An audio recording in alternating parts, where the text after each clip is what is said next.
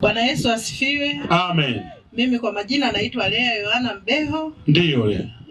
Jumatatu ya kwanza sema unakutana na mtu mmoja mmoja, nilikuwa na binti yangu mjamzito, miezi ilikuwa imeisha. Ndiyo. Kweli alikuja kuanzia asubuhi, nikawa namchungulia na muangalia, ila mimi sikufika. Kweli ulimfanyia maombi, tarehe 24 akaanza kuumwa usiku kama saa 5 hivi.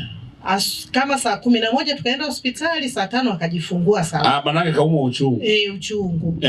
Akajifungua mtoto wa kiume. Kwa hiyo tumekaa kama wiki moja hivi kakaumwa. Tukakapeleka hospitali, kakakaa siku 3 tukarudi. Tena kakaanza juzi hapa kulia, kakaka nalia sana. Kila ukikashika hivi kakianza kanashtuka, yani kama kuna kitu. Tunamfungua nguo tunamwangalia hamna kitu. Kweli tulipiga simu mida kama hii. Tuko na binti yangu tumekaa wote sebuleni tumemshikilia mtoto. Ukauliza mlimpeleka hospitali? Akakwambia ndiyo tulimpeleka.